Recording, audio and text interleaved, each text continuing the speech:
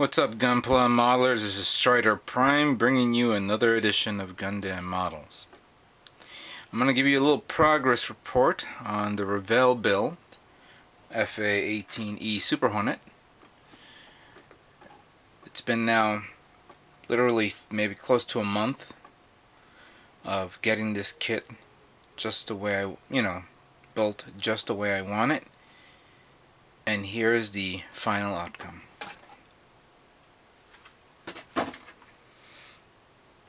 The 1/48 scale Super Hornet by Revell.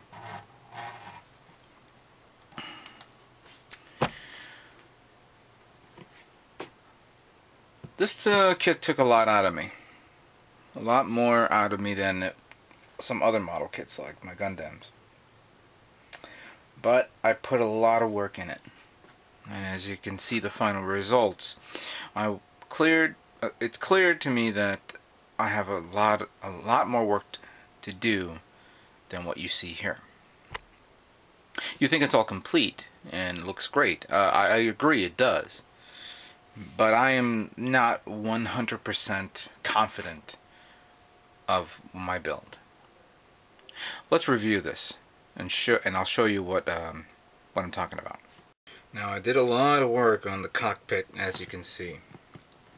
Yet I was not too comfortable of having an open canopy set up, so I did seal it up. And in my previous video, all of you saw me prepare the kit, sealing it up and everything else. I covered the canopy with the solvent, which provides me to paint it without damaging the clear plastic. Yet I'm not too fond of how this little particle effect is showing up on the canopy. I'm going to use thinner and a Q-tip to shine it up a bit, get it a little bit better looking than before.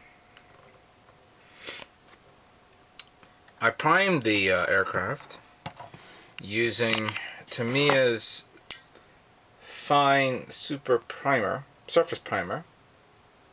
This is labeled as fine.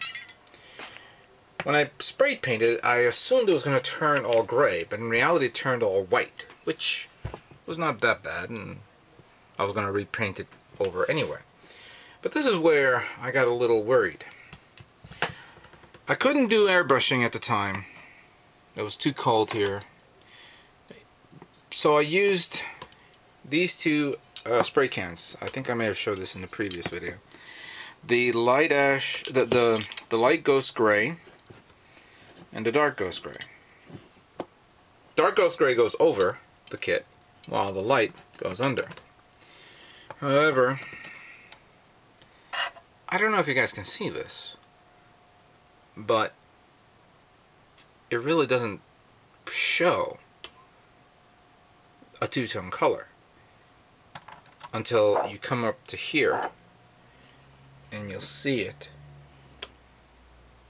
there. So I'm not that worried about it, not for now. Now there's other parts here that I didn't put on, especially there was a ladder set up to be used if you have the canopy open. I was going to waste my time for that. Decals were abundant, as you can see.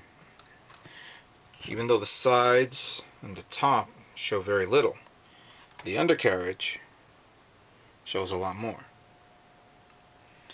Now, I'm not completely finished with this, with the fact that the doors, even though they're white, and I have to repaint it, I'll give it a nice white touch-up again, the leading edges of the doors has to be painted a red, which I'm going to do to compensate in a few moments. This model comes with two AMRAAM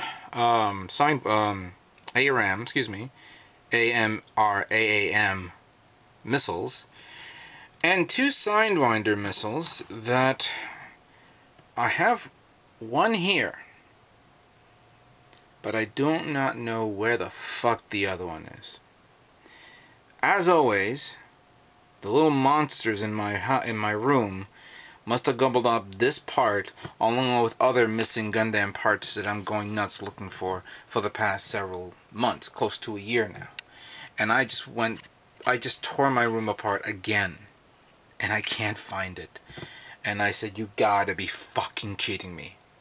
After all this work, the one part that I needed the most, the Sidewinder missiles, I can't put them on now because I only have one. Where the fuck is the other? I swear, I will definitely find that missile after I return from the show.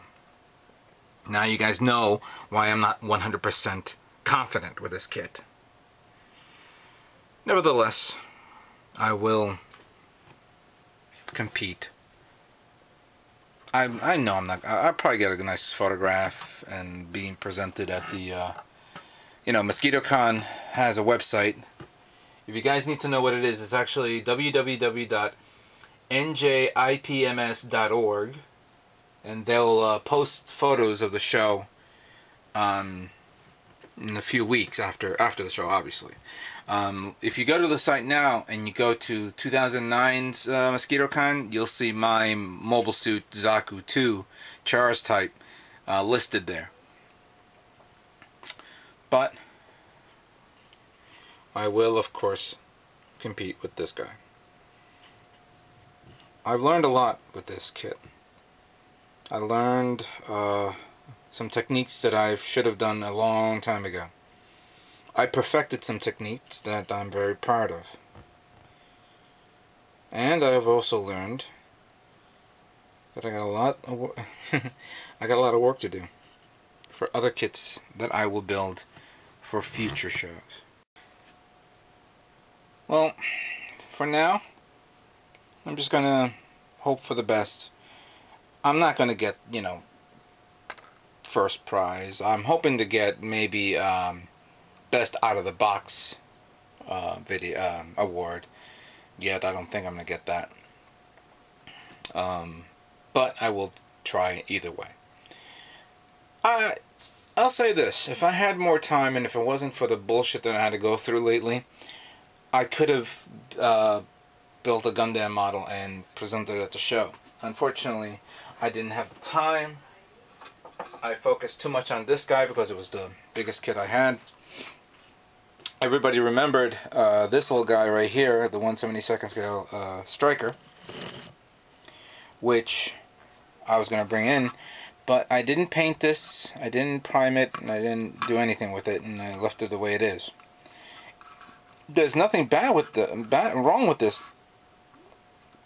but I want to touch it up a bit. As a matter of fact, I will prepare this for a future show. So I'm just going to put this in under glass and keep it as a backup for next time. So I'm only going to be presenting one kit for this show. So you guys know I'm going to be recording a lot of stuff at the show. A lot of models, a lot of vendors, a lot of things. Please look at my last year's video of the 2009 Mosquitocon show. I will do the same thing here in the 2010. And for those of you who are going to attend, I can't wait to see your works of art.